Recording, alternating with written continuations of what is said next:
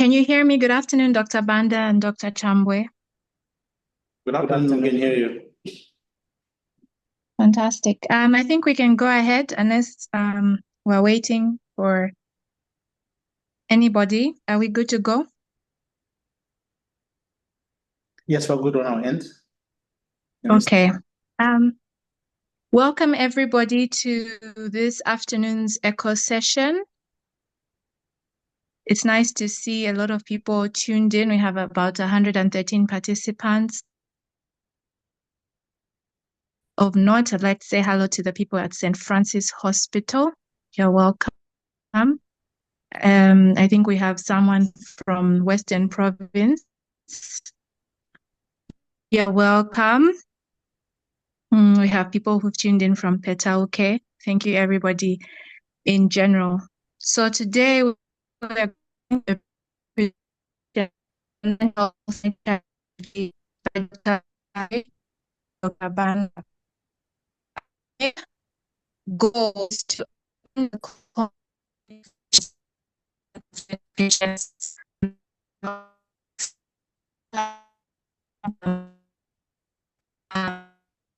chronic conditions such as having a special focus. When we say chronic disease, having a special focus on HIV. So that's what we're going to be talking.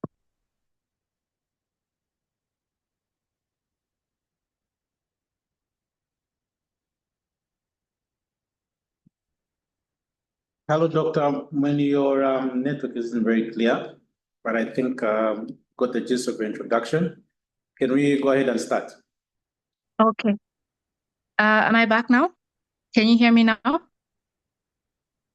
Yes, we can. We're ready to start.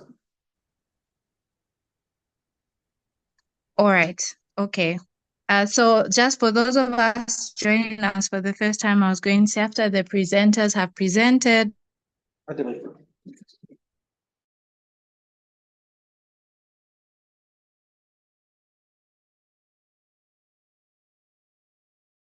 Might be great. So thank you, Dr. Chambwe and Banda. Please, you can go ahead and start.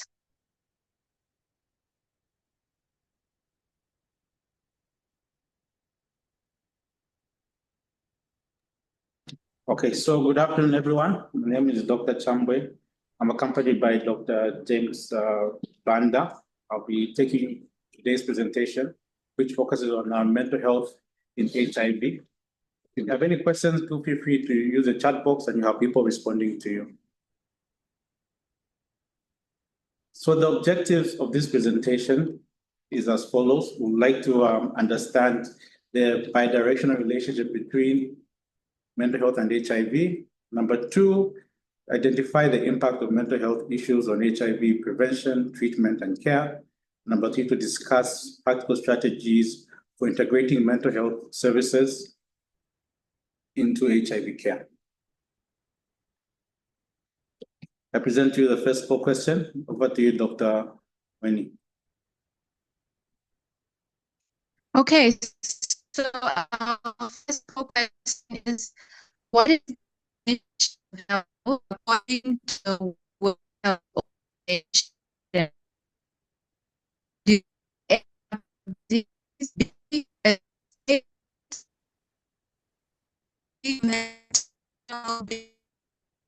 Weakness and strength, the absence of mental illness. Please go ahead and tick what you think is correct. Thank you, Dr. Weni, but let me just repeat. I think your network is still a bit broken. So I'll just read the question. What is the definition of health according to the World Health Organization, WHO? A, the absence of disease. B, a state of complete physical, mental, and social well-being. C, physical fitness and strength. And D, absence of mental illness. There's a lot of activity. Okay. Yeah.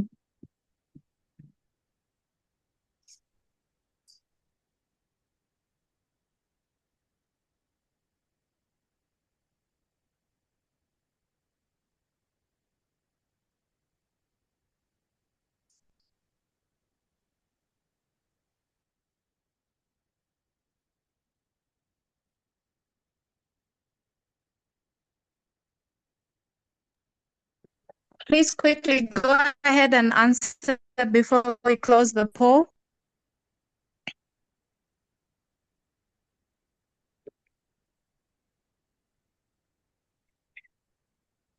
Thank you very much, everybody, for answering. Now I'll move on to the presentation. So what is mental health? So as we stated earlier, and I'll show the answer here, our World Health Organization defines health as a state of complete physical, mental, and social well-being, and not merely the absence of disease or infirmity. And this highlights that there's more to good health than just having physical well-being. And also it's important to hold the fact that the mental health is also part of your well-being, and this is very important to be taken care of. So brain health, the brain is involved in a lot of things, and mental health is the same as brain health. So the brain is responsible for how you think, feel, see, hear, taste, and smell. And it's the main organ that you have in your body that's responsible for almost everything, and it's very important to take care of it. It's very important for us to discuss the difference between mental illness versus mental health. Ladies and gentlemen, mental health is not the same as mental illness. The Mental Health Act of 2019 stresses that you can only say someone has a mental illness or mental disorder if you have diagnosed them using a mental health state examination and using a psychiatric diagnostic criteria. This is what we follow in this nation. And our definition of mental illness is a wide range of conditions that affect the mood, thinking, as well as behavior.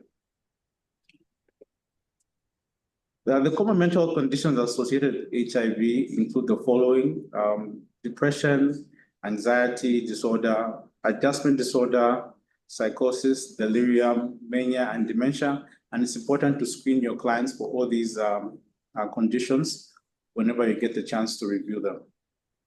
But before I go on further, I'd just like to discuss the burden of mental health in the world.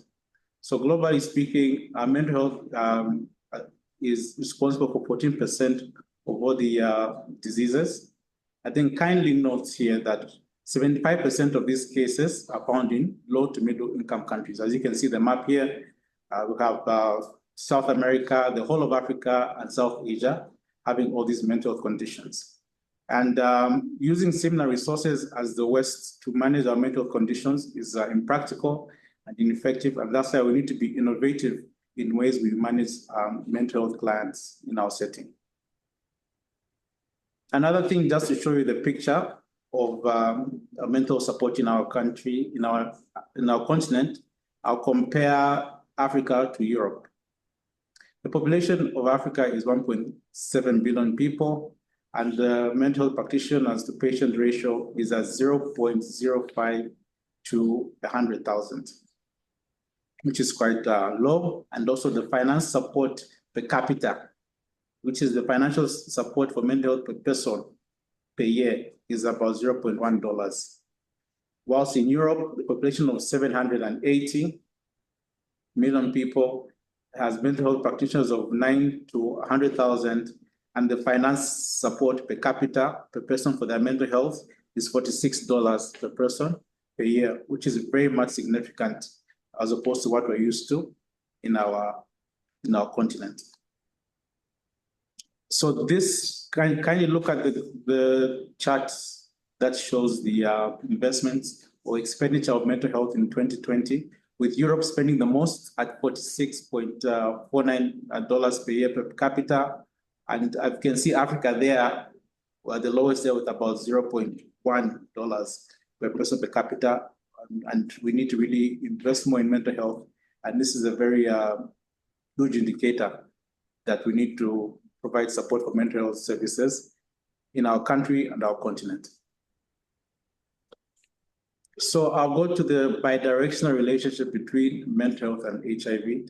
As you may know, mental health is a risk factor. Mental health disorders are a risk factor for acquiring HIV, and HIV is also a risk factor for developing mental disorders. So it's very important for us to highlight this. I think now I'll go to the next question. I don't know, Dr. Mumba, is your network good? or I go ahead? Can you hear me clearly? Yeah, I can hear you now. You can go ahead. Okay, great. So poll question 2 is, which of the following statements is true about the impact of HIV on mental health? A, HIV only affects physical health and does not impact mental well-being. B, HIV has no effect on mental health conditions. C, an HIV diagnosis can lead to stigma, isolation, and increased risk of mental health illness. D, mental health is unaffected by the progression of HIV. Okay, people are already participating. Thank you. There's a lot of activity. Please make sure you answer so that we can move on.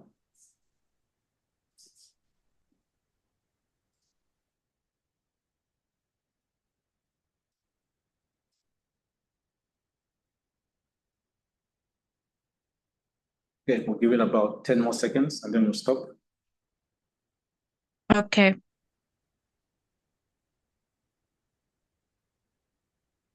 Okay, so the poll has been ended. I'll move on to the presentation. So the categories of patients with HIV and AIDS-related mental health disorders as follows. We have those patients who have a primary psychiatric illness and later acquire HIV. Then have those patients on ART who develop psychiatric manifestations due to the side effects of the drugs. And then the patients who previously were mentally healthy, but now develop neuropsychiatric and psychiatric manifestations of HIV and AIDS. Continuation of the bidirectional relationship of mental health and HIV. Mental health conditions impact access to HIV testing and treatment and also affect adherence. Also, trauma and other conditions have a high impact on people living with HIV.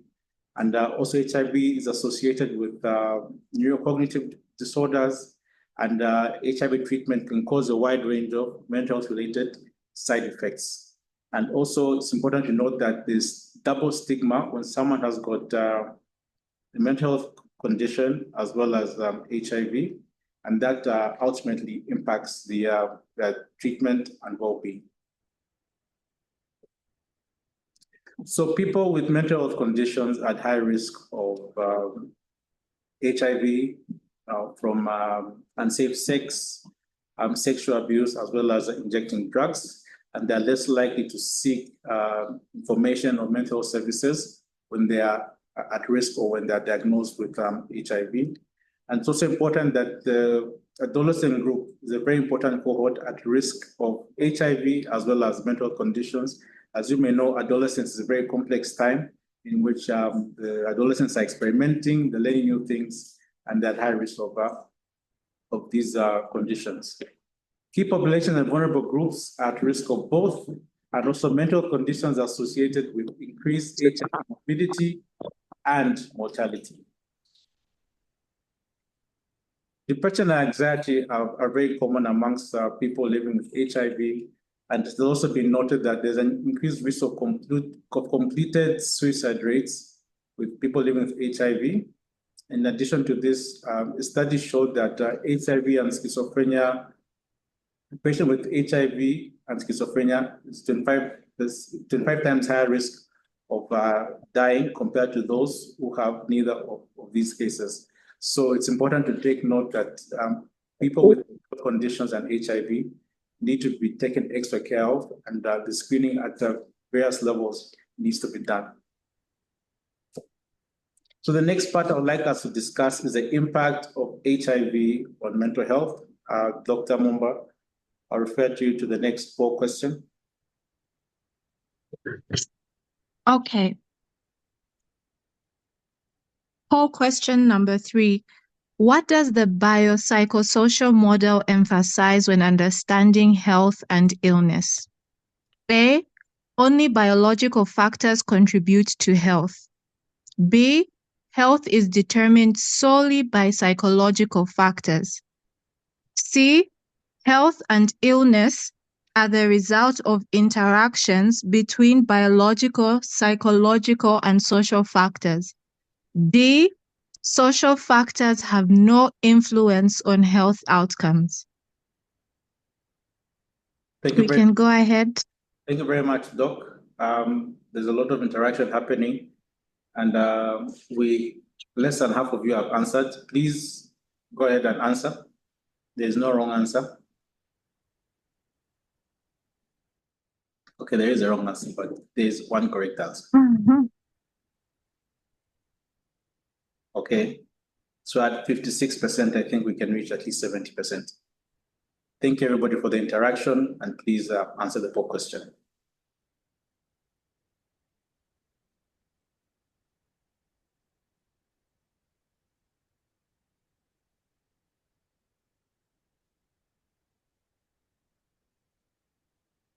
Okay, so the poll question has been up for 1 minute and 10 seconds.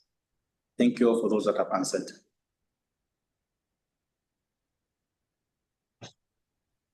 So ladies and gentlemen, the next part is very important. If you take anything away from this presentation, I would love you to take this away.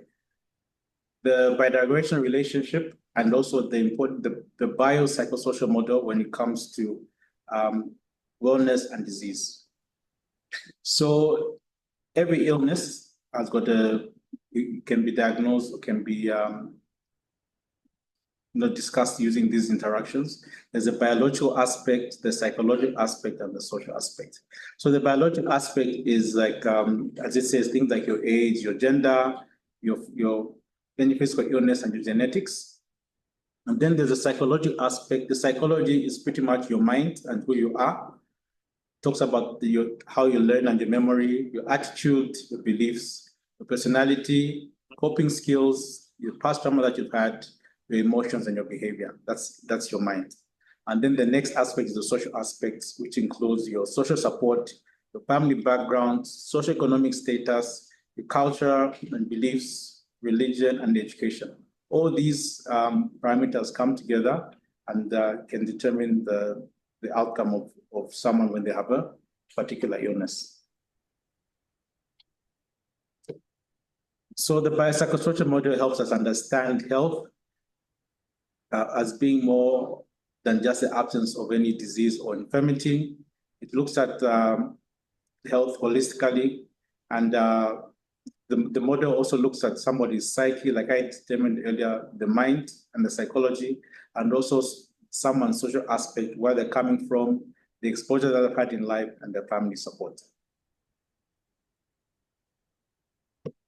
So screening for mental health disorders.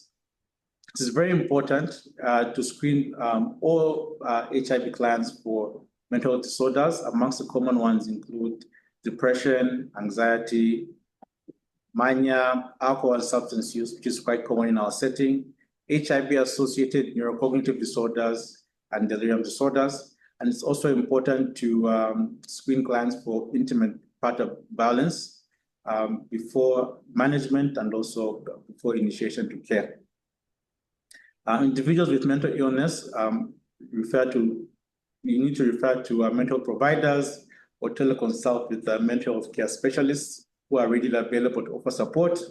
And if an individual with mental illness appears to worsen due to ART initiation, you need to consider the drugs that they're taking and provide further support for these clients. And prior to HIV tests and ART initiation, patients should receive adequate emotional, psychological, and social support.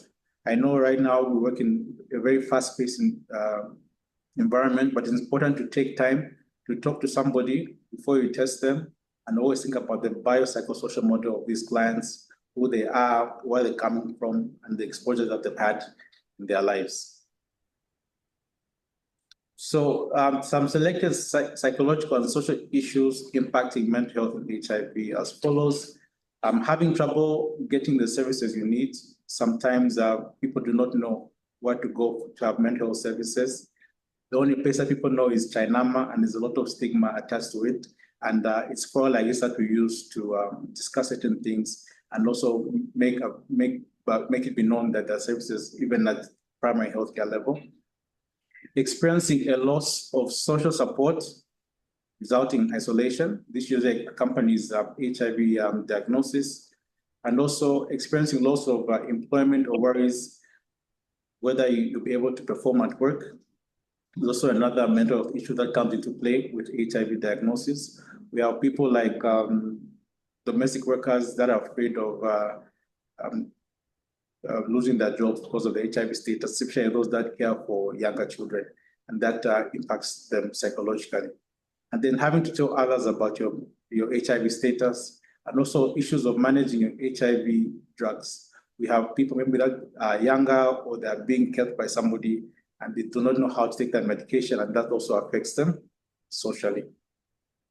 Other aspects include going through changes in your physical appearance or abilities due to HIV, dealing with loss of friendships and relationships or death, and also facing the double stigma, discrimination of having HIV and the mental health condition.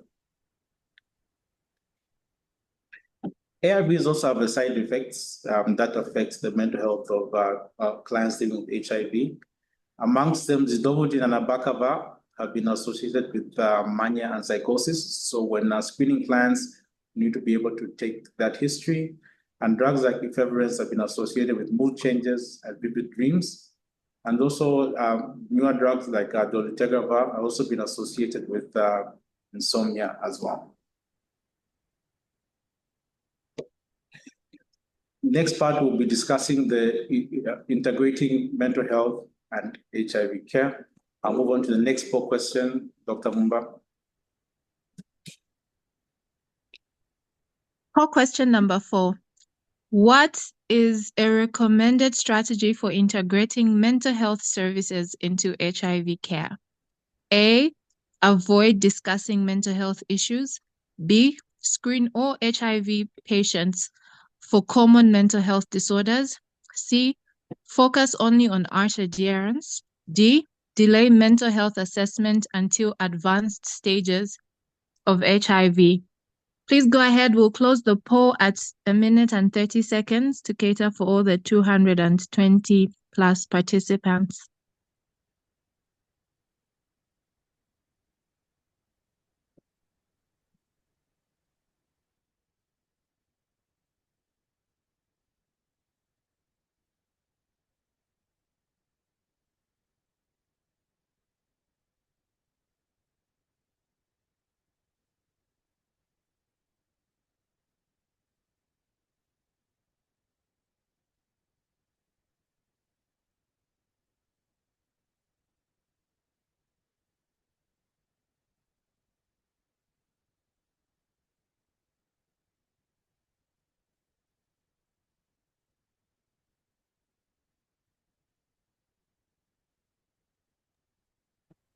Thank you very much for the interaction. We are close to 70%, we're now 70%.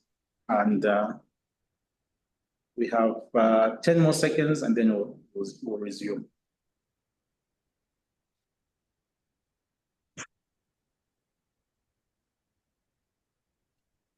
Okay, you can go ahead, Dr. Chikumbi. Okay, thank you very much for the interaction, and I'll move on to integration of mental health and HIV. So the key strategies to address mental health and HIV as follows. I remember the first slides that I showed you about the difference in geography and the economic status and the trained personnel we have to support mental health. So these parameters will be the best we can use to have different mental health strategies. So level 3 looks at the community support programs.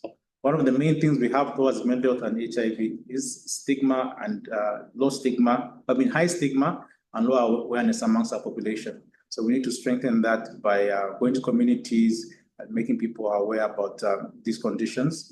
And then the next part is mental health services through primary health care, HIV clinics. We need to be able to provide mental health services, at least basic mental health services at primary health care level, because not every client in Zambia can be referred to China. And we need to strengthen that, and we do have the people and the personnel at district level to improve that. And then for the more difficult cases, we can be referring to psychiatric care and treatment, which is more specialized, which are available, I think, at provincial level and China as well. So once we strengthen these 3 levels, I feel we'll be able to screen more people early and on time and provide quality mental care services to our communities. So mental health interventions, potential for integration in HIV programs. This one, we can talk about the prevention aspects, mental promotion, as well as management. So prevention, we look at high-risk cases or common conditions like suicide prevention, perinatal and maternal depression, as well as adolescent school and community-based programs, just to increase awareness and also offer them linkage services when they need those particular interventions.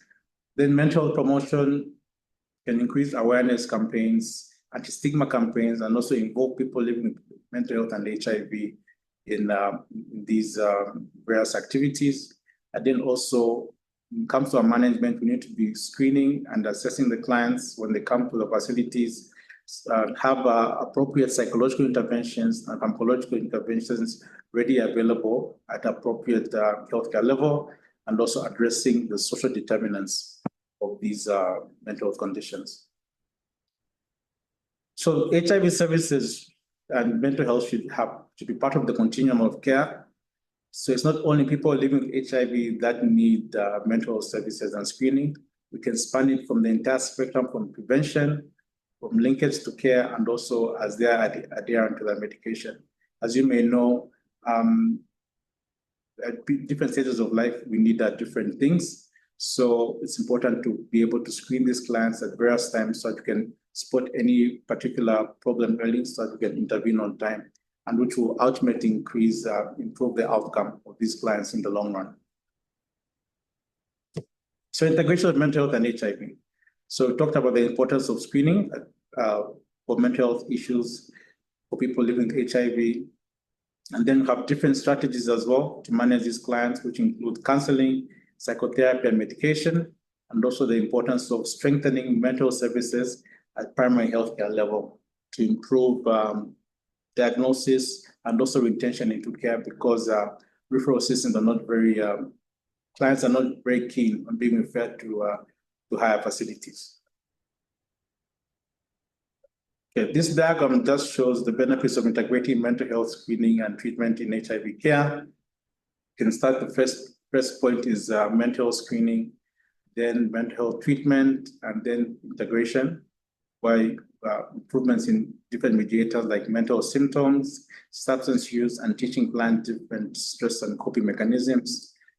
With the outcome, we expect to reduce HIV risk behavior, improve adherence to medication, and also improve linkages. And for those that are HIV positive, we have a reduced viral load suppression and also retention into care, which will ultimately lead to the reduction of HIV transmission in the community. Dr. Chambwe, sorry to disturb you. Would you prefer that we hold all the questions to the end, or do you mind people having a few questions in between? Let them write the questions in the chat box, and then we'll have the questions at the end. Okay. Thanks.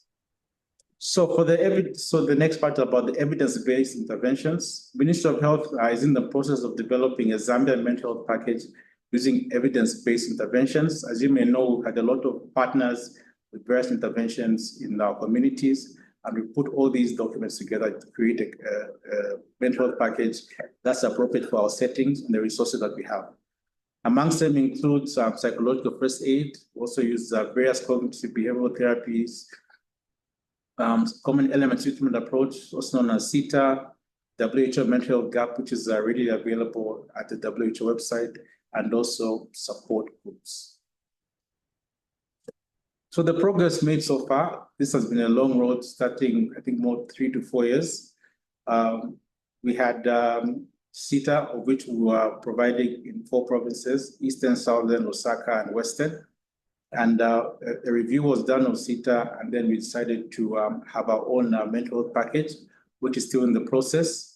A number of people have been trained in various provinces, and we're in the process of and trainings have been piloted, and it's now in the phase of implementation, of which will be done in the next few months. So I'm really excited about that, and I hope that it will be very helpful for our various communities.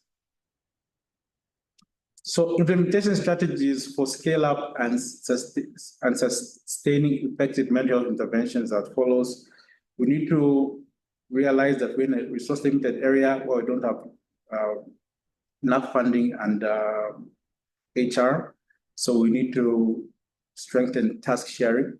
Task sharing is about delivering interventions using people that have been trained but are not exactly specialists. And then we can also use mHealth, also just technology platforms like this one, and also telemedicine to manage various mental health conditions. Then we can also use differentiated care, which is having a client-based interventions for different clients, where you tailor the intervention to the client. As you may know, some interventions require the client to be coming every week, and they're not able to do that. So we need to be able to tailor interventions to our clients. And then there's also the transdiagnostic mental health interventions. People living with HIV are at risk of various mental health conditions, not just depression, but issues of trauma that they may have, substance use. So we need to be able to be transdiagnostic and cover all the bases when we're in contact with these clients. So interventions that address multiple mental disorders and psychological factors need to be used. Ladies and gentlemen, you see this happy face here. But to get to this happy face, we have to look at a lot of things.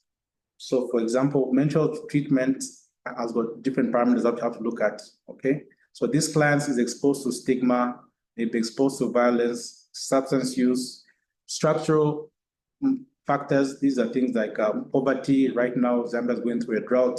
All those things add to mental distress, access to healthcare services, and also relationship factors like we discussed in the biopsychosocial model. So when reviewing these clients, all these parameters need to be discussed so we can manage the client holistically.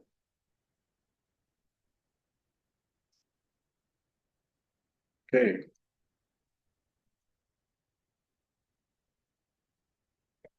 The next part, this one's a bit of don't be overwhelmed by this slide. It's just something that I wanted to highlight. So research gaps in the study of mental health among people with HIV is something that we have in our setting, and we need to improve as we go on further. When it comes to the biopsychosocial mechanisms, we need to understand the impact of HIV and ART in the immune system and mental health outcomes, and also understand the interaction of the biological, psychological, social, and structural factors on the etiology and pathogenesis of mental health disorders. When it comes to the intervention and development, we need to determine whether mental health interventions improve HIV outcome, which is very important, and study the impact of these interventions for these clients. And then when it comes to implementation science, we need to understand the barriers, facilitators, and strategies for implementing effective interventions, and also test implementation strategies for scaling up and sustaining effective interventions. This is one of the things that I'm making sure is being done when rolling out the Zambia mental health package, so that we make sure that it's something that we can scale up, and not just scale up, not just introduce and scale up, but something that is sustainable.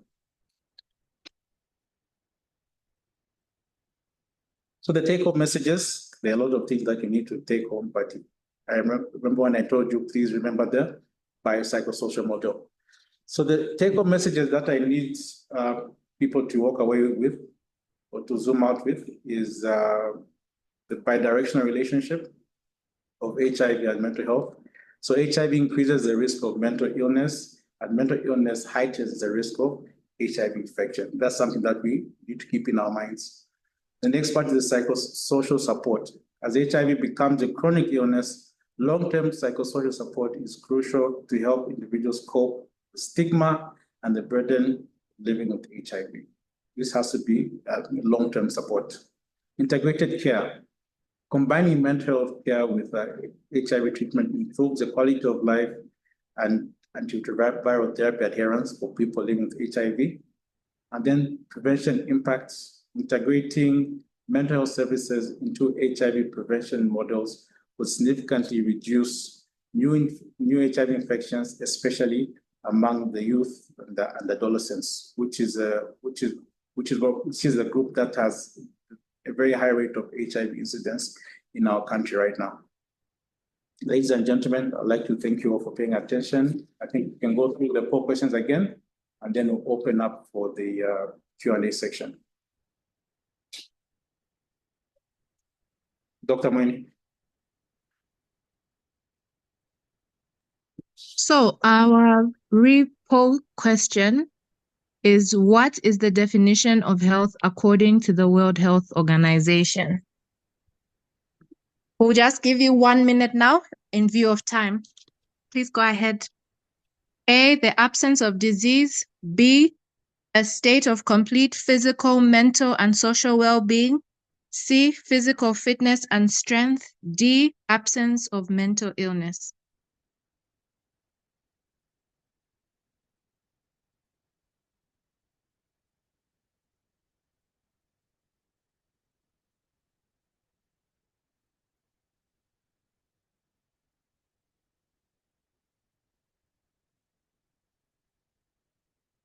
Five seconds to the end of the poll.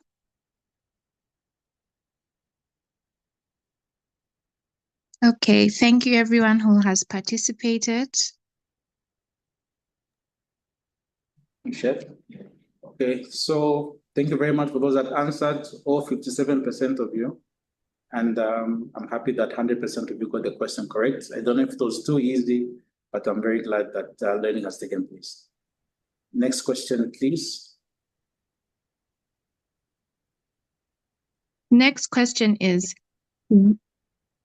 which of the following statements is true about the impact of HIV on mental health? A, that HIV only affects physical health and does not impact mental well-being. B, HIV has no effect on mental health conditions. C, an HIV diagnosis can lead to stigma, isolation, and increased risk. D, mental health is unaffected by the progression of HIV. I hope we get more than 50% participation now.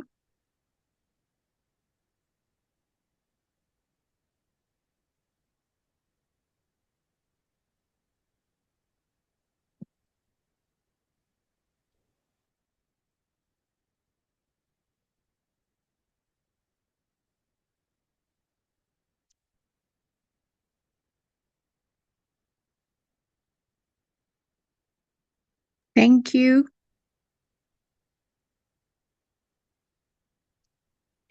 Thank you very much for the... Dr. Chambwe, there are 2 people that have said mental health is unaffected by the progression of HIV. Okay, I will leave my phone number and email address in the chat box so that you can chat about this and we'll fix it by the end of the week. But otherwise, thank you for participation. I'm sure maybe it was a mistake by them. They tried to type something and then they lost network or something. But otherwise, I think we'll have a discussion about this. And thank you everyone for taking part. And just the answer is C. An HIV diagnosis can lead to stigma, isolation, and increased risk of depression. Next poll question.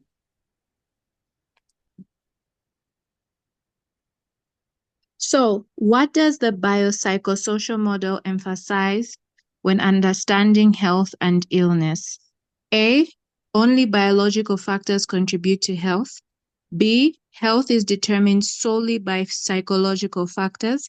C, health and illness are the result of interactions between biological, psychological, and social factors. And D, social factors have no influence on health outcomes.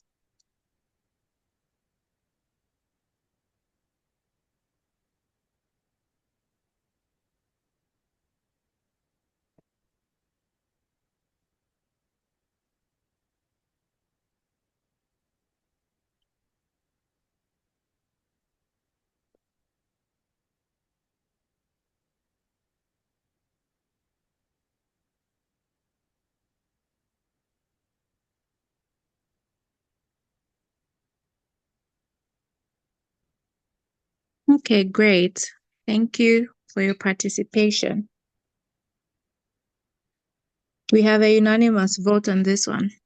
Thank you very much. And yes, the answer is C. Health and illness are the result of interaction between biological, psychological, and social factors. That's the one thing I ask you to remember, and everybody has remembered it. Thank you for that. Our last repoll question is, what is a recommended strategy for integrating mental health services into HIV care? Is it A, avoiding discussing mental health issues? Is it B, screening all HIV patients for common mental health disorders? C, focusing only on art adherence? D, delaying mental health assessments until advanced stages of HIV? What is a recommended strategy for integrating mental health services into HIV?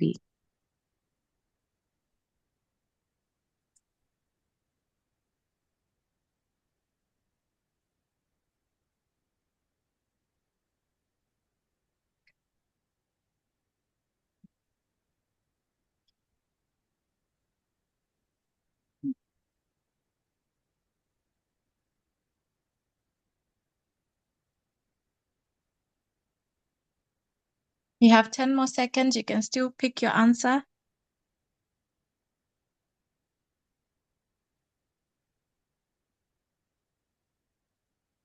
Thank you so much. Thank you, everybody. That has answered the question. And yes, answer is B.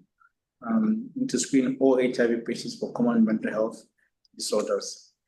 I think that is everything for my part. I'd like to thank you all for the interaction and for the support I've gotten from the Ministry of Health, CDC, CIDAS, as well as Johns Hopkins, and the various consultants in the background we work with.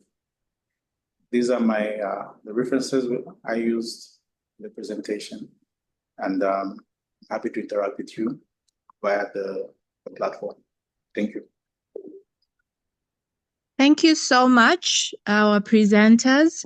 We have a couple of questions that came via the chat box. I would like to just echo those questions. We had a question from Mr. Nelson saying, do we have screening tools for mental health and HIV in the facilities?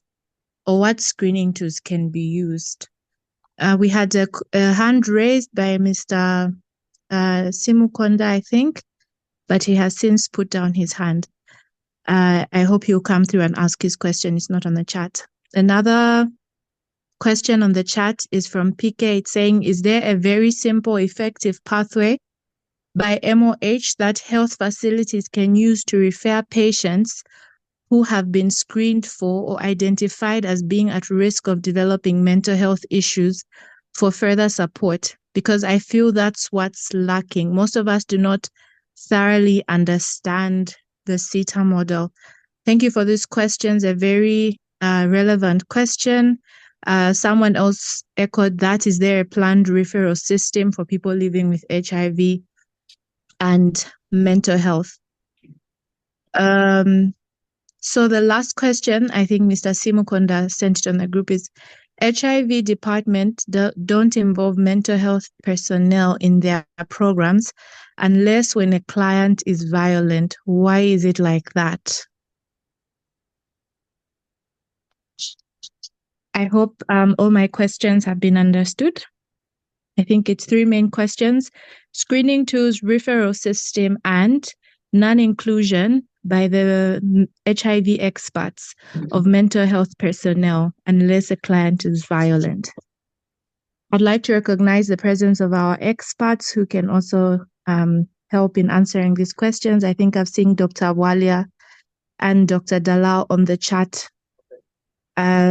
So please, you can answer. Dr. Banda, Dr. Chambwe, Dr. Dalal, Dr. Bwalya, please go ahead. Okay. I think I'll start, and then if the experts would like to chime in, they're welcome. So do we have screening tools? Yes, we have some screening tools available. SmartCare has got some questions we can ask. And also, we usually use the standardized WHO screening tools. We have a screening tool for depression and anxiety, as well as for alcohol abuse. So screening tools are available, but they're mainly the ones that I'm aware of are through WHO, but we do use them in our setting. The next question for this part, for the screening tools, maybe I'll ask Dr. Bwalya or the experts to also chime in. Number two, the pathway to refer patients for support. That's one thing that has been a huge problem in our setting. And as we may be aware, I think at least at district level, there is a mental health expert who's in charge of mental services for clients. So what has to be done is that at district level, at provincial level, district level and facility level, we need to have mental health units developed that provide mental services for these clients. So the support has to be structurally in the various districts. Number three, HIV department don't involve mental personnel. So the person that wrote this, is it Mr. Simkonda Harrison? Yes, Mr. Harrison Simkonda. He says unless the patient is violent. Harrison, if it's the same Harrison, I've actually worked with him and we actually do include him in our HIV mental health, but I think he's asking generally. Yeah, that's an important thing, and I feel like it's a huge gap. And one thing that we need to be aware of is that when managing these clients, it has to be holistic, and it's important to involve the various teams, including the mental health teams, when managing these clients, and not just wait for them to become violent. I hope that's not something that's happening everywhere, but one thing that can fix this is having mental health units allocated at minimum district level to offer mental support for not just HIV clients, but all clients. Dr. Banda, have anything to add on? Yeah, I'll just maybe re-echo Dr. Naeem Dalal's response. I was going to address the screening tools as well, but he's also highlighted that screening tools are available, and it's important to highlight that these are screening tools and not diagnostic tools. So when you screen, you are saying there's a high likelihood that this person does have a particular condition. So for the ones for depression, depending on where we are at, commonly we use the PHQ-9 screening tool for depression and the GAD-7 screening tool for anxiety. There are other variations of these screening tools, but you can use them. For those that have SITA providers in the area, they will see a screening tool which is called the Mental Health Screening Score, MHSS, which is used within that program as well. And so all of these can flag a particular client to show who needs additional support or services from the mental health team as well. And because they are screening tools, there are some interventions for those who have SITA providers again, and some mental health specialists that can be done. And the screening tools repeated. If they're unrelenting or they're not subsiding, then they are referred to the specialists who then treat the conditions or verify the diagnosis and then treat the conditions as needed. I think that's what I could say on the screening tools. The referral pathways, of course, are being developed at different stages in different areas, some more advanced than others, but generally it is a need and it is something that's being looked at central level as well as in the peripheries in view of the decentralization that's going on. And that's the hope that in due time, as in the shortest possible time, we should be able to have referral pathways through which clients can be referred and treated appropriately. And I think that's what I think. Thank you very much. I'll take the next set of questions. Are there strategies to lower mental health issues that are associated with ART therapy? I'm assuming this is like we highlighted that dolutegravir has been associated with insomnia. So are there any strategies to lower mental health issues associated with the ART itself? Number two, when are they going to include mental health screening in Smart Care Pro? Okay, this one has been addressed. And then we have someone who is saying, your presentation underscores the need to integrate HIV care and mental health screening and ultimate care. Clients need to receive holistic care, preferably from one place, and avoid tossing them from one institution to another, even for minor mental health related symptoms. So I think what Dr. Chivesakunda is saying is there a need to refer everyone? And then how does that person get help right in their facility instead of being referred even for something very minor? Our experts, please, you can come in.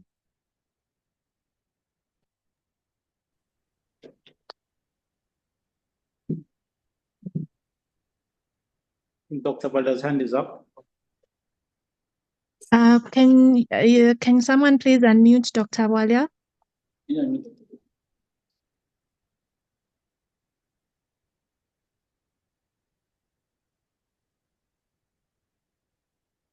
Chatonda, are you there? Yes, I've reached out to Dr. Bwalya to unmute. Okay. Oh, all right. Thank you. Thank you very much. I'd actually wanted to comment earlier as well. I was having difficulty unmuting myself. Just to speak in general to the various concerns that have been brought up, and just to highlight that such a presentation is a step in the right direction, and that's why we're having this conversation and this presentation, because the hope is to integrate mental health in the HIV care services, and that will facilitate for all various aspects of society to receive the mental health services that they need, including people living with HIV, and also to possibly guide on certain aspects. The referral aspect of the Ministry of Health is well understood, and even for mental health, it still applies. So at every facility, the general practitioners who have a training in mental health, so those individuals are available at the facilities to support any issues to do with mental health presentations.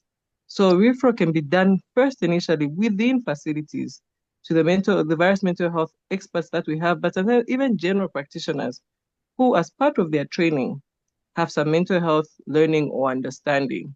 Then even in most of our facilities, especially starting from district levels, we do have mental health focal point persons and mental health units. So there's room for liaison psychiatry or practice between the various fields of practice. The different things that we use, like consultations, there can be consultation within, they could be in-house referral, first at facility level. Then if those individuals at that level feel that they'll need more input in terms of the mental health presentation, then the normal usual referral cascade of the Ministry of Health applies at this point. So those individuals will be referred to the next level hospital that is able to give further input in terms of mental health management. Then speaking again to integrating mental health into HIV, of course, there's still a lot of room for further discussion and implementation, but these discussions have started. And we're trying to see how can we integrate mental health in the HIV program. And there are various discussions between program managers for mental health and HIV and various partners for us to be deliberate, to do training for mental health for various healthcare workers who are attending to people who are living with HIV through the whole cascade from community to tertiary facility. And some of these trainings have actually already started, though it's a phased out approach. And we're also currently working on various mental health packages, which will support this cause and will facilitate these trainings. And one other platform that will gladly take advantage of is the virtual platform. We just completed about a week ago to 2 weeks, a virtual training on mental health presentation, and that was open to everyone, not only individuals who are attending to people living with HIV, but every healthcare worker. Because the idea is that every healthcare worker should be able to screen, be able to quickly identify a mental health presentation, and if possible, have some form of initial management. If that individual is not able to do that, at least they should know within their catchment area or their working space which individual they can refer this individual to get further input. So there's a lot of discussion. I just want to encourage people who are participating this afternoon that there's a lot of headways being made in that direction, as much as there's still a lot of room for improvement. Then when it comes to other questions that came up, including like when would the mental health screening questions or tools be included in the art screening setup. I think there's still a lot of discussions going on about that, but that's a recommendation that has been captured and is being considered, or how maybe certain appendix documents can be attached to that screening aspect. So there are conversations going on with the HIV program managers to see how best we can incorporate mental health into the usual art screening in a way that it still doesn't burden the healthcare workers in their assessment as they attend to people living with HIV. The one thing that I'd like to encourage, which I also noticed came up consistently through the charts, was that let's work as a team. Even for those who have programs for HIV, be deliberate to add an aspect of mental health for the various programming that you're doing, whether it's in community, whether it's in your manuals, but there's a lot of discussion going around that. So we look forward to more such discussions and such implementation. Thank you. Thank you so much, Dr. Bwalya. That is well noted. Other experts, there's one question I think that hasn't been addressed, and that's the issue of lowering mental health issues associated to art. Before I take the next 3 questions.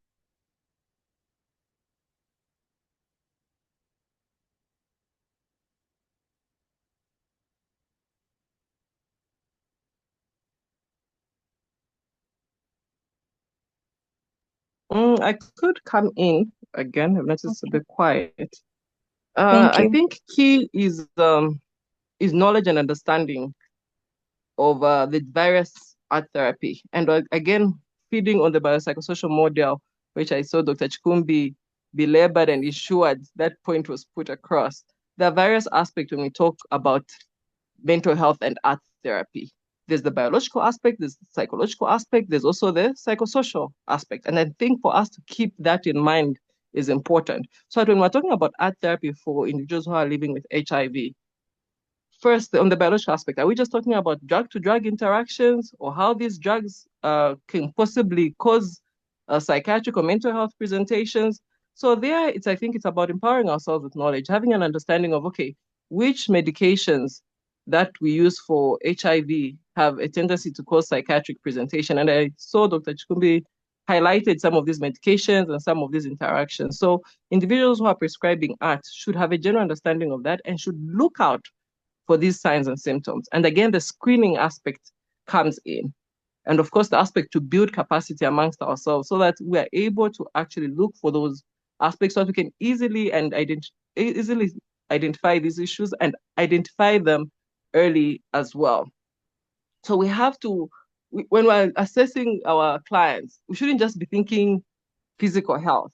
We have to have the comprehensive understanding of what health is, the physical aspect, the mental aspect, and the social well-being aspect of an individual. Then when we talk about art therapy, it's not enough just to think of the biological aspect of the drug-to-drug interactions or the medications.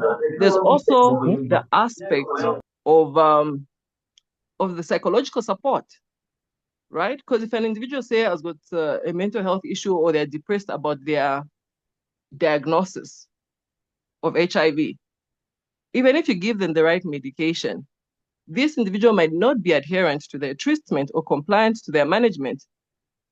And that can cause resistance for the art therapy.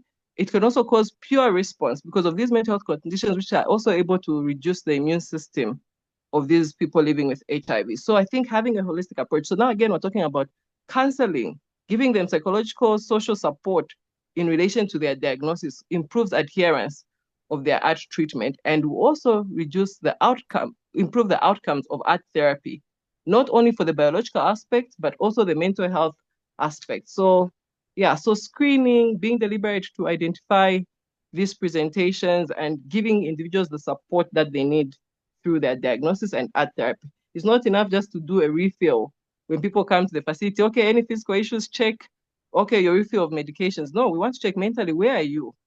And if we're able to support that, we're also going to reduce the risk of other mental health issues or people falling out on their art therapy. And also to keep something in mind is that severe presentation of HIV as well can cause mental health or psychiatric presentation. So trying to look out for that. And there's also room for consultation. If you're not sure, feel free to consult from specialists and they will be able to give some support. Thank you.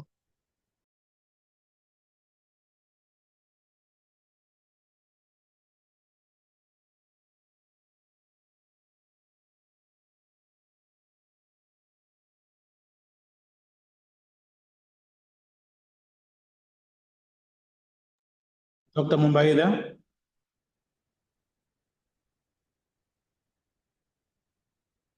Maybe I think we've lost. Is she able to unmute herself? Oh, hello. Yes, yes. It's just So sorry, I was speaking and I didn't realize that I was muted. I was saying thank you, Dr. Bwalya. We'll now break off so that we do the case presentation. I know there are still a lot of questions in the chat, so the experts are going to just go through and just see if they can respond. Dr. Dalal has already started responding to some questions, so please take time to read through his responses. They're quite detailed and informative. They might actually take care of any questions you might have. So Dr. James Banda is now going to be doing a case presentation in about 10 minutes so that we have time to have more questions at the end and close. Thank you so much. Dr. Banda, you can go ahead. Thank you very much, Dr. Mumba. My name is Dr. Banda. I'm a registrar in psychiatry and I'm currently stationed at Chainama Hills College Hospital. So we're just going to ride on what has already been shared and do a presentation on one of the cases that happened. This wasn't even at central level. It was a case that was in the peripheries just to show the benefit of integrating HIV care and mental health care and what good results can come out of that. So the client that was seen is a male, was 17 years old, and was flagged because of a high viral load. And this client started their therapy in 2008. And on this particular day that they were screened, they were found to have a high baseline mental health screening score of 18. And they were enrolled into the CETA program, that's the Combined Elements Treatment Approach, on the date given and completed about 3 months later as stated. The issues that were flagged from the mental health aspect following this screening included substance use and safety concerns. So initially, when the patient presented to facility, they were, of course, as already been mentioned, referred to the CETA provider who then did the screening, and these were the things that were identified. First of all, the client had suicidal ideation, and these thoughts were quite severe, seeing as the patient did develop a plan of how he would end his life using ingestion of doom. And this was resulting from an overwhelming feeling of guilt that he had as a result of some of the social stressors he was facing, which included the fact that he had 3 of his sexual partners falling pregnant within a short period of time. And then also later found out that these 3 partners had also contracted HIV. And this was a stressor that he couldn't deal with easily and felt the need, well, he did not feel the need to continue living, and so developed ideas of ending his life. Also, he was shown to have financial strains, of course, as a result of him not being employed and being in school, but also with this new development within his life that would require finances to support the 3 ladies and their children subsequently.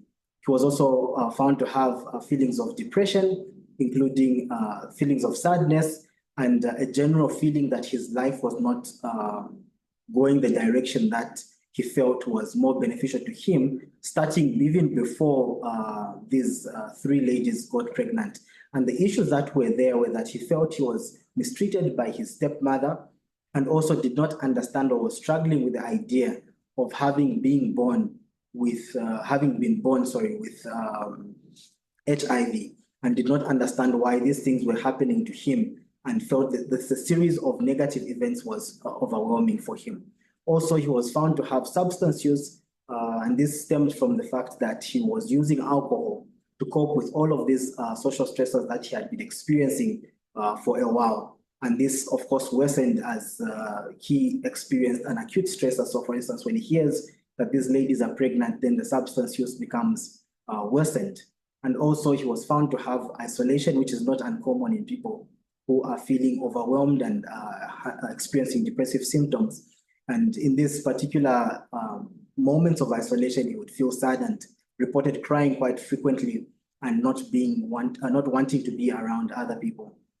Also, he narrated how he would recurrently have to experience the loss or re-experience the loss of his mother and would mourn that. And this then started to affect how he adhered to his treatment. And so he started to miss the medical appointments and also eventually started affecting his school, which then led him to, of course, be flagged with the high viral load. So when the client was seen, they started to do some interventions following the CETA pathways for him. But what was recognized, as we had mentioned earlier, that screening tools are not diagnostic, but they help you to flag those who are at high risk of some of these disorders. And so when they started with their therapeutic interventions in the CETA program and the CETA pathway, they noted that the alcohol use was quite severe and was not responding to the interventions that they had given at the primary level. And so they sent him to a referral space where the psychiatric team was able to engage him. And basically what was done for this client is ascertain the diagnosis using the DSM-5 criteria, which is commonly used in the country. And once ascertained, he was found to have an alcohol use disorder, for which then he was treated first by detoxification to help him safely get off of or stay away from the alcohol without having to experience withdrawal symptoms, which we know can be fatal when severe. So he was detoxified using benzodiazepines, which was the available drug diazepam. And while he was still with the psychiatric unit, and just to note that the detoxification doesn't happen in one day, he was undergoing some motivational interviewing to help him realize the need for change in terms of this particular use disorder, in this case, alcohol. And then a harm reduction plan had to be developed. And riding on this harm reduction plan, the initial audit score was taken. And then as you go through the harm reduction plan and subsequent interventions that continued, the patient then had improvements in his scores. But basically, for the psychiatric element, the pharmacological aspect was what was done more intensely, and the patient was then referred back to the CETA provider to continue with the other aspects that were already responsive to the initial interventions that were started. And so upon completion, we noted the following. First of all, the general mental health state had improved, and that was evidenced by the fact that he was no longer experiencing suicidal ideations at the time that they completed the program, and the mood was not as low. Also, riding on that, the symptoms had diminished, referring to the depression, and the patient felt less sad and was no longer isolating himself as much. In terms of the substance use, the client was successfully reducing harmful intake of the substance, and you might be wondering why aren't we reporting that he stopped? And that is because stopping comes with time and also according to what the client would want to achieve as their end goal. Some clients want to reduce to a point where it's no longer a disorder, but could continue taking. Others would abstain completely. But this client at the time of completion showed significant progress in terms of reducing his harmful intake and also reduced using the substance as a coping mechanism. In terms of the mental health score that was done at completion, the score reduced from 18 and was now at 2. And the outcome was that the patient was restarted on his ART and his viral load was then suppressed at the time that they rechecked the viral load. And those numbers they are just showing what kind of improvement went on in terms of the viral load as well. And this is just showing what the client gave as feedback following the interventions that were done in addition to just restarting the ART. So he shared that the program had been instrumental in helping him eliminate the suicidal thoughts and shift away from negative thinking. He was also able to disclose his HIV status without feeling shame or guilt, and ensuring also that they also started treatment as required if they did require that. And that's for his subsequent partners. And reintegrating himself into school life, that's regaining his functionality in his life. As I earlier mentioned, he was a school-going person, but got disrupted as a result of the multiple stressors he was dealing with. He also developed essential coping skills through such modules in the SITA program as thinking in a different way, which basically helps one to look at their situation from a different perspective and enable them to be able to not only thrive, but also sort out some of the issues that they may be facing, which are within their control. He also expressed gratitude for the positive impact on his life and committed to sharing the benefits of the program with his friends as needed. And this brings us to the end of this particular case that we shared. As I mentioned earlier, we did not deliberately did not go with something very technical in terms of management, but wanted to highlight that integration of mental health in our primary care settings and whichever facilities that we are working in has beneficial results both from the mental health side and from the HIV side to help us be able to achieve our goals as a health department. So I will end here and hand over back to Dr. Mweni Mumba for moderation if there are any points of clarification. Thank you. Thank you so much, Dr. Banda. This is such an interesting case. I have many questions, but today is not my day. So because of time, I'm just going to take 3 questions from everyone listening in, and I would like you to unmute, to put up your hand, and then when I say your name, you can then ask your question in terms so that time runs along faster. Please go ahead. Also, the organizers of this session are asking if you could please use the link that they've put in the chat to give feedback. That is very instrumental in helping improve the program. So please give all the feedback that you would like to give concerning how things can be done to run the program more effectively.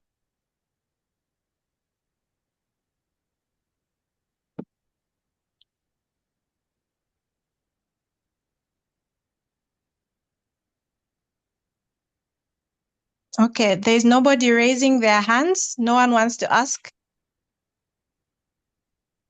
So in the chat, it's saying, very interesting case, Dr. Banda. I would love to learn how you handled the case because as of today, we have a similar case here. I think we can share the presentation because I think he highlighted a lot of things in terms of management. Someone else says, such a wonderful case showing how well mental health integration in HIV care improves well-being and health in all aspects. Yes, indeed. Are there any other questions?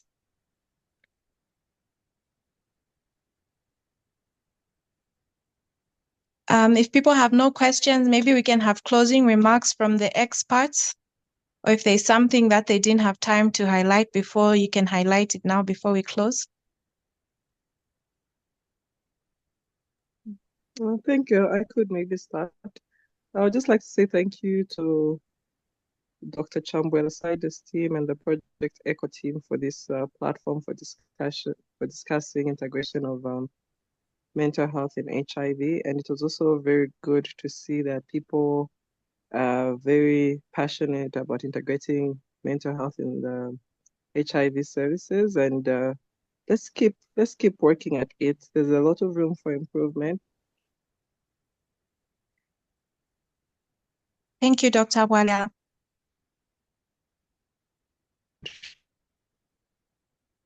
Dr. Dalal, please say something.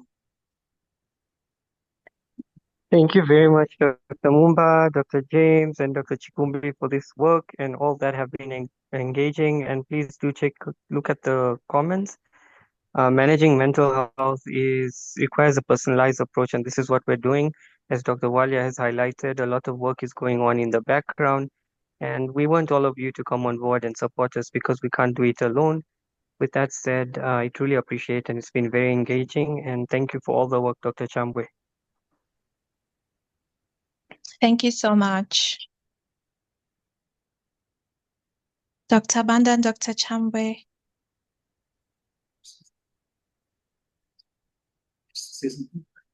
Well, mine, I think, is just to say thank you very much for those who logged in and for the participation and for the experts that were on the call to help address some of the issues that were raised.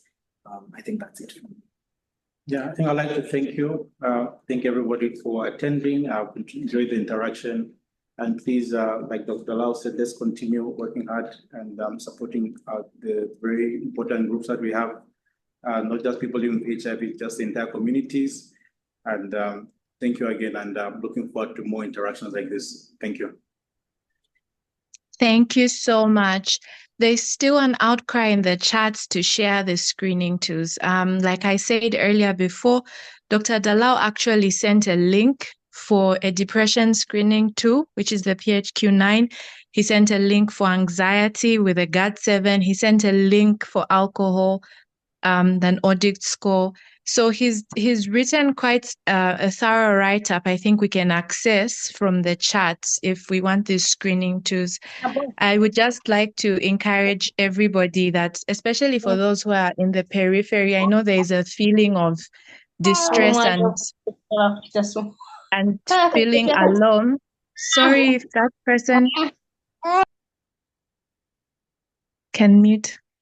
Okay, thank you. Yeah, so I know there tends to be a feeling of distress in the peripheries, but I think what's been highlighted by all the experts is that help is coming. And now that you have seen the people who are spearheading, I think that you can find ways to reach out, especially through the provincial mentors. I know there are provincial mentors or people who are able to contact these people and just help. So Dr. Bwalya has gone on to say, all these screening tools are available on the WHO websites. So please just go there if you need it, and then you'll be able to access it. So thank you so much from the team. Thank you for the excellent presentations. It was very informative, and we've learned something. The links keep being repeated, so just copy them and have them in somewhere safe where you can always refer to them. Thank you so much. And until next time,